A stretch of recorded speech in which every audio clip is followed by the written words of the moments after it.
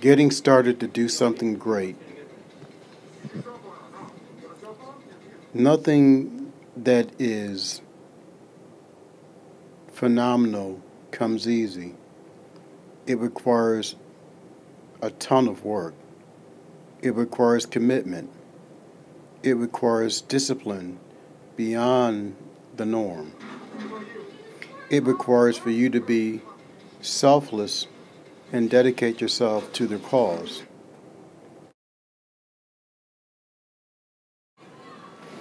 I know for me, unless I train for a cause, I get really bored.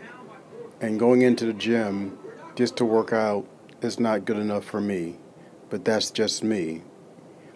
I'm not saying that to try to impress other people. I just know me over all the years. I get motivated when I do something for someone else. And so in this case, I know from the last event I did, which was in August, and I did something for prostate cancer and set a world record. I wanted to do something again because I hate being out of shape, but I also love the excitement of doing something, revving up for something new, something exciting, but something that has never been done before. And that's always been my case. I love to do things that no one else has ever done. And most times I'll create that type of style to do.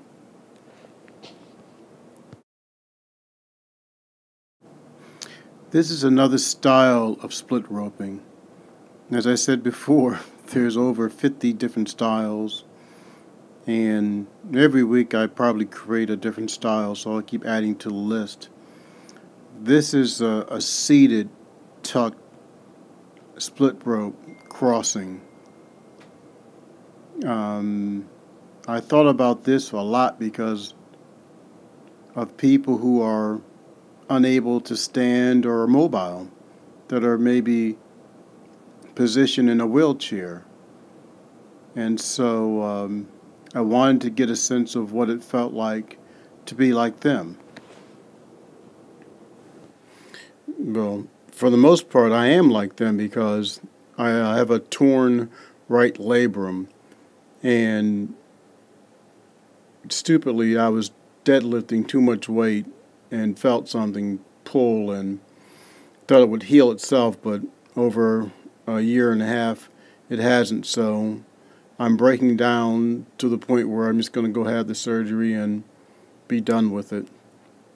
So in the meantime, I've tried to create all these techniques that I could do without jump roping to further damage it. And in this case here, this seated split rope cross works a lot. I thought about, like you can see in my shirt, I remember I was part of the first inaugural Air Force Navy half marathon, and my sister, thank God, she's a colonel in the Army, and I've always been around somewhat like wounded warriors for the most part, as I try to inspire them, but they inspire me as well. So I thought that the next event that I would do would be something in that realm where I could create a technique that might help them, and at the same time bring awareness to their plight. So I think I'm going to wind up doing this here. I'm trying to figure out if I'm going to do it for a half marathon or a marathon. And what I mean by that, we all have Fitbits, we all have Garmins, and we all have devices that track your foot movement. Well, I just flipped it over and decided for every time you actually turn, in this case, every time I cross my hands, it's really 2 steps. It takes one to go out and one to come back in. So it's equivalent of 2 steps. And I know from experience in August, split roping while on a spin bike, it took over 54,000 steps or revolutions to do 26.2 miles in my hand. And I know it took 5 hours and 45 minutes and 36 seconds. So I do know this here, that this is more grueling than the other because you're seated and you can't move anywhere. And the benefits would be that your core is really, really working. Your arms and your shoulders, it's more of a shoulder and front deltoid workout than staying not stationary. And that you have to stay more focused. You really have to let your mind stay on point. But there's less room for error because as the balls are swinging, it could easily hit the platforms that I'm stepping on and as I'm sitting on. So it requires more precision than the others. But I've always looked for challenges. And I've always, if I said I was going to do something, I didn't want it to be like an hour or so. I can easily do an hour. I can easily do 2 hours. So that really doesn't do anything for me. That might be impressive to the people who are watching, but for me, that doesn't hold true to my word of what I do. So I know there would either be a half marathon or a full one. I think what I'll do is test the waters and do a half marathon first and see how it goes, and then if it's okay, then I'll do a full marathon. So that means that I'll be in that position for over 5.5 hours or so.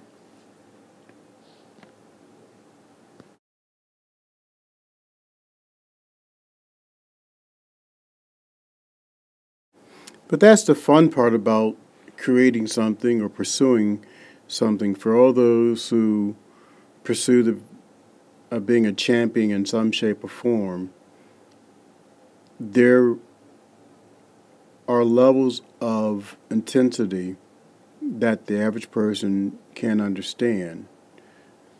They can't understand why someone could do something for so long and not get bored. But we all have different interests and aspirations. So for one, it may seem stupid, but for the other, it may be inspirational.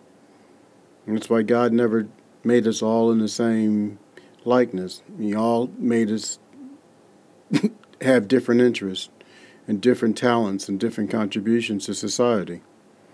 And so I get excited when I know that I'm going to do something, when I make that commitment. I remember studying for the CPA exam. For those who are accountants, they know the Gleim Becker books or so. It always asks this question, are you committed? Are you committed? And so until you commit to anything or anyone, you're not. You're going to ride the middle of the road, and you might be easily persuaded to stop. But true champions don't stop. They keep going until they reach their destiny. And so it's extremely exciting when there's that commitment and level of intensity that I just love. And I know the average person would love to do it as well. Anything new, different, will always add creativity to the individual. I think one of the facets about when I make the commitment is I have to eat right. God knows I love my self-indulgent foods, but I know that this will go beyond my bad habits, and so it forces me to eat better, think better, sleep better. Everything is moving towards refinement, efficiency, path of least resistance. And it's a great feeling when your mind is moving towards that arena. The second benefit that I look forward to is dropping about 25 pounds. Um, once I get into it, I get into it. It's easy to drop 5 pounds.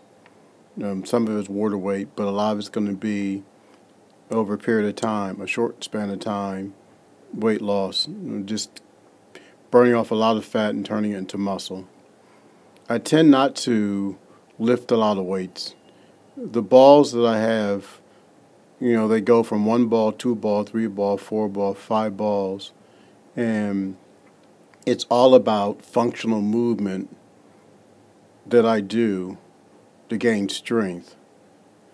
Um, there's nothing wrong with lifting weights. I just personally like to create ways to add strength to my body in a functional way. I've always been that way ever since I was a teenager. And now, 40 something, okay, I'm 56 years later, I'm still the same way. I guess I'm what you call an OG when it comes to just training regimens.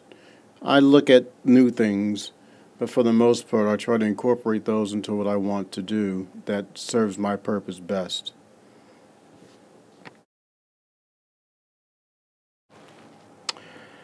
Someone always asks me, oftentimes, you know, could the average person do what I do? And I always try to clarify what they're really asking me. Um, can anybody split rope? Yes, anyone. If you can walk, if you can move your hands, you can split rope. Can you be as good as I am? God, I would not say there's a possibility that you can. It all depends on one's aspirations and what motivates them to do. I know I was motivated. I was half crazy when I came up with the concept. Some 20, no, it's almost 30. Yeah, 25 years. Well, no, yeah, it's 25 years ago. My daughter's 27, so yeah, 2 years, 25 years. So anyone can. It may take them a while to get to that point, but I love to teach. I've always prided myself to be a better teacher than an actual performer.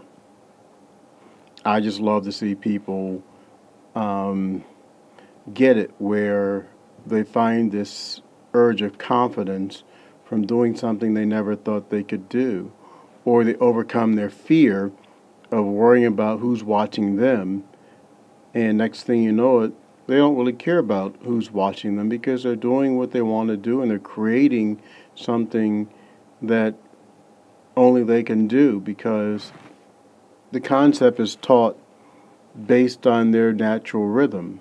And everyone, like your fingerprint, everyone has a different DNA fingerprint. And so split roping and most other things are designed